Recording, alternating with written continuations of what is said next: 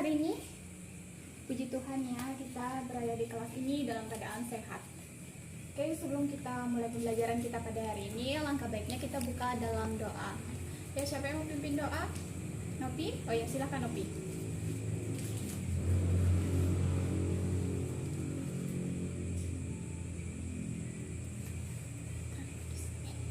Oke, terima kasih kepada Nopi yang sudah memimpin kita dalam doa.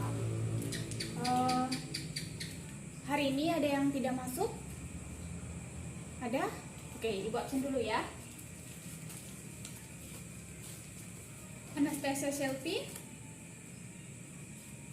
Angelina, Ega,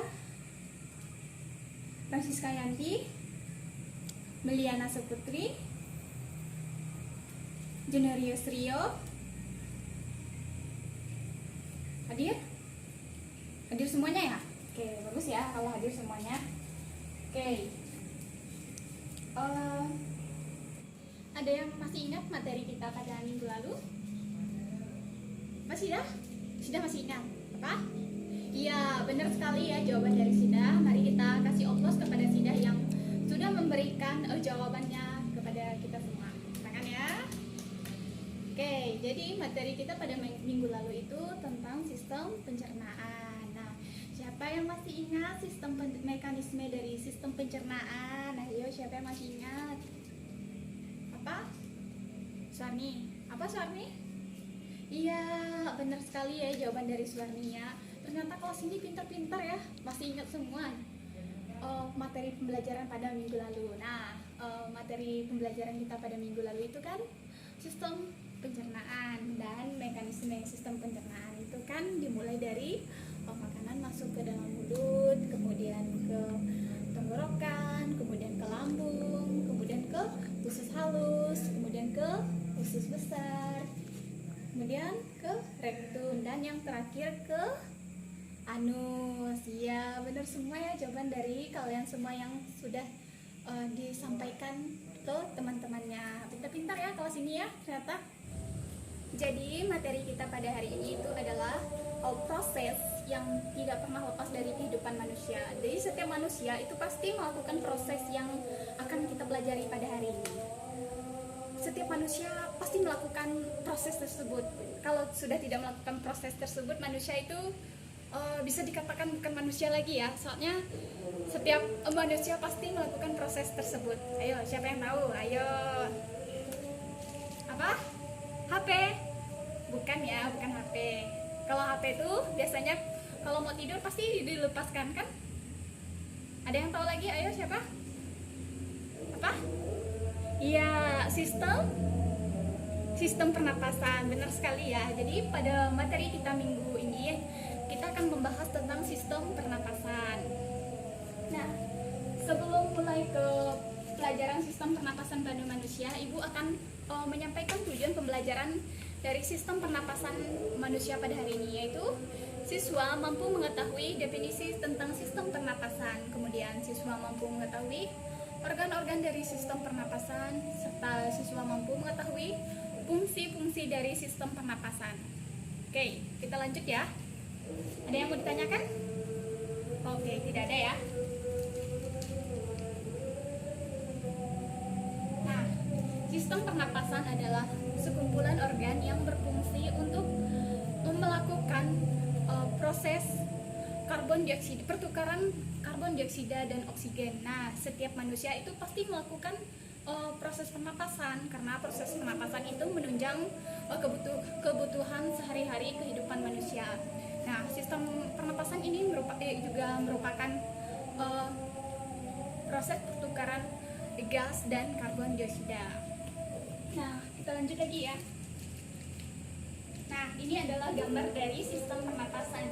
Di situ ada rongga hidung, rongga mulut, ada taring, laring, trakeal, bronkus, bronkiolus, paru-paru, dan alveolus. Oke, kita lanjut ya. Nah, ini adalah urutan dari sistem pernapasan pada manusia. Jadi pertama kali udara masuk itu melalui dari rongga hidung. Kemudian rongga hidung tersebut akan melalui pangkal tenggorokan yang disebut dengan laring. yang disebut dengan faring. Kemudian laring, ada pangkal tenggorokan atau trakea yang kemudian berakhir bercabang dua menjadi bronkus. Kemudian bronkus tersebut bercabang-cabang lagi membentuk bronchiolus, dan di ujung bronkus terdapat gelembung-gelembung berselaput tipis yang disebut dengan alveolus. Nah, bronkus, bronchiolus dan alveolus tersebut ditutupi oleh organ yang disebut dengan paru-paru. Nah, paru-paru ini ditutupi oleh selaput tipis yang bernama pleura. Oke, ibu lanjut ya. Nah, kita ke organ pernapasan manusia yang pertama, yaitu rongga hidung atau nama kerennya adalah nasal cavity. Nah, rongga hidung ini adalah rongga yang memasuki rongga yang berselaput dan berkelenjar minyak yang juga berkeringat. Sistem pernapasan ini juga ada rambut bersilia yang tipis dan tebal, ada yang tipis, ada yang tebal. Nah, rambut silia ini berfungsi untuk menyaring partikel-partikel kotor yang masuk ke dalam hidung supaya tidak masuk ke dalam paru-paru. Siapa yang di sini tadi bangun paginya ada kotoran hidung? Ayo, siapa? Kamu? Apa, Nopi? Iya, benar, Nopi. Kotoran hidung itu disebabkan oleh kotoran udara yang masuk ke dalam hidung. Nah, kotoran itu disaring oleh serabut atau selaput silia yang berfungsi untuk menyaring kotoran hidung. Oke, di dalam rongga hidung ini dia ada serabut saraf pembau atau disebut dengan olfaktori. Nah, serabut ini dia berfungsi supaya kita bisa membedakan bau sedap dan tak sedap. Nah, di sini tadi siapa yang berangkat ke sekolah menggunakan parfum? Ya, Nopi. Kamu ya, Nopi? Apa yang kamu cium dari bau parfum itu? Wangi? Ya, itulah yang membedakan serabut saraf olfaktori itu bisa membedakan bau sedap dan bau tak sedap. Oke, kita lanjut ya materinya. Nah, materi selanjutnya adalah rongga mulut. Nah, di dalam sistem pernapasan ini adalah rongga mulut tak kalah pentingnya dari organ-organ yang lain. Nah, pasalnya mulut ini merupakan salah satu jalannya masuk udara selain hidung. Nah, ketika hidung tersumbat, mulut merupakan alat alternatif yang digunakan untuk bernapas masuknya udara ke dalam paru-paru. Nah, kalau kita pilek, biasanya hidung kita kan tersumbat sebelah kiri dan sebelah kanan, biasanya tersumbat. Jadi yang kita gunakan pada saat hidung kita tersumbat yaitu mulut. Kan hidung sumbat nggak bisa digunakan, jadi kita pasti menggunakan mulut. Nah, mulut itu pada saat kita tersumbat itu pasti rasanya gimana ya, kayak kekurangan oksigen gitu, ngap-ngap kan. Oke, materi selanjutnya faring atau tenggorokan. Nah, faring ini adalah menyediakan saluran untuk udara yang masuk dan juga keluar. Nah, di tenggorokan juga ada pita suara yang berguna untuk menghasilkan suara. Oke. Kemudian laring atau pangkal tenggorokan.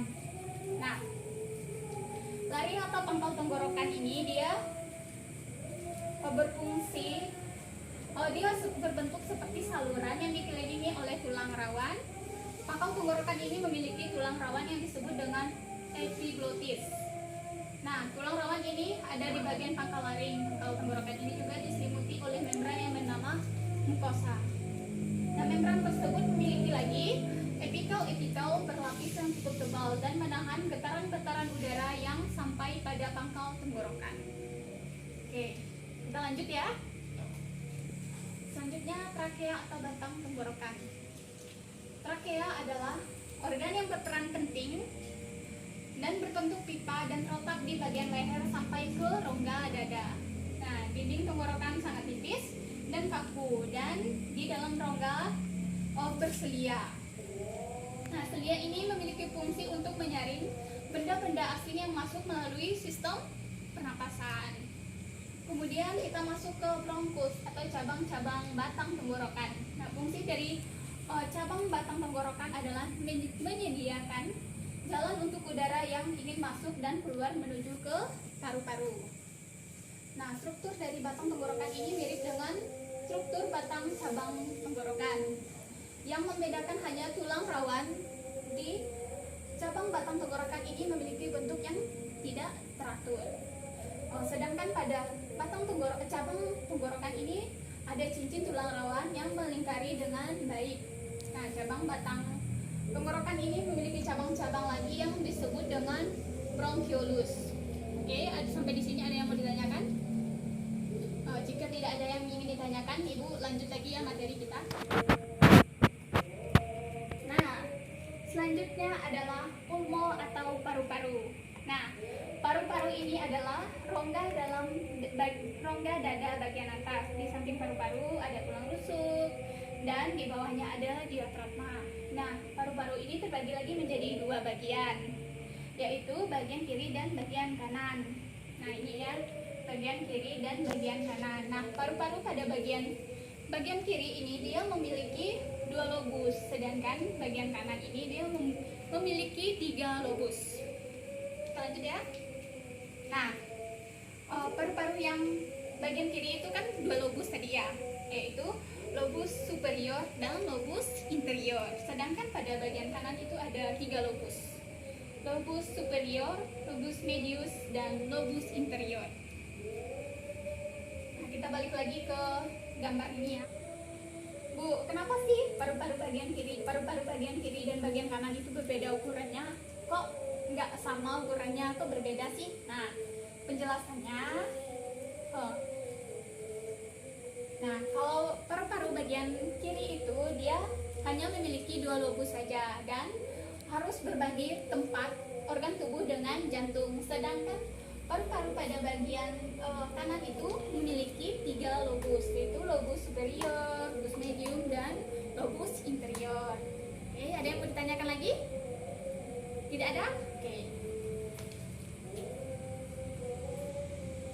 Nah, ini adalah proses dari respirasi atau memasukkan udara, kemudian proses expirasi atau mengeluarkan udara. Oke, proses respirasi. Nah, pada saat berrespirasi, otot antar tulang rusuk akan berkontraksi dan diafragma juga akan berkontraksi sehingga volume dada mengembang dan udara masuk ke dalam paru-paru. Kemudian sistem expirasi. Nah, otot antar tulang rusuk akan berelaksi dan diafragma juga akan berelaksi sehingga diafragma melengkung, sehingga rongga dada mengecil dan paru-paru mengucup, menjadi udara keluar dari paru-paru. Oke, sampai di sini ada yang mau ditanyakan? Tidak ada? Oke, kalau gitu Ibu akan membagi kalian dalam beberapa kelompok. Mau Ibu yang pilih atau kalian pilih sendiri? Oke, Ibu yang pilih ya.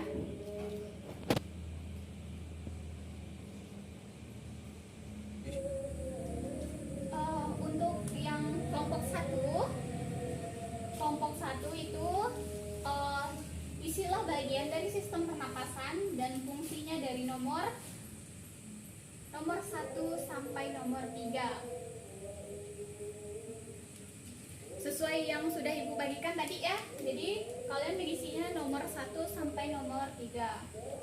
Yang untuk yang kelompok 1. Kemudian untuk yang kelompok 2 mengisi nomor 4 sampai nomor 5. Untuk yang kelompok 3 mengisi nomor 7 sampai nomor 9. Nah, mengisi yang di sini ya kan udah Ibu bagikan, di situ kan juga udah ada nomor-nomornya.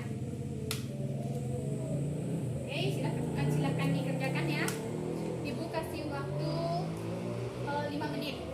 Mohon kelompoknya bekerja sama dengan baik ya. Jangan sampai tidak ada yang bekerja, ada yang tidak bekerja, ada yang bekerja, oke?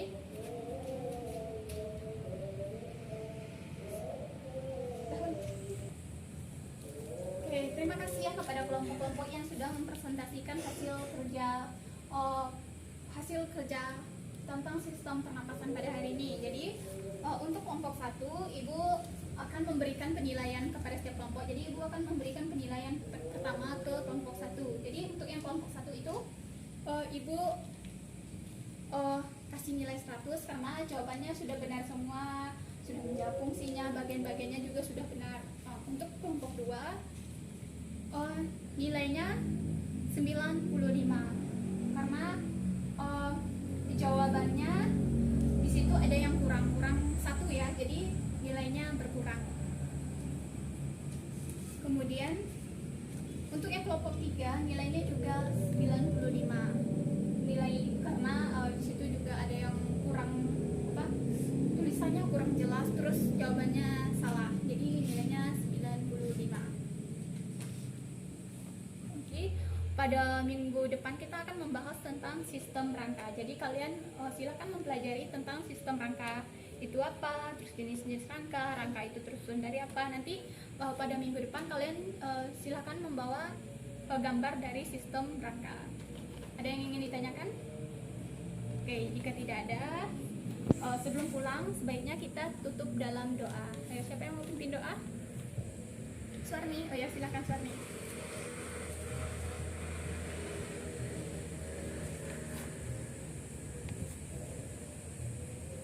Oke, terima kasih kepada Suarni yang sudah memimpin kita dalam doa pada hari ini. Terima kasih juga kepada siswa-siswa yang sudah datang dan mengikuti pelajaran pada hari ini dengan baik. Oke, selamat pagi untuk kita semua pada hari ini. Silakan pulang.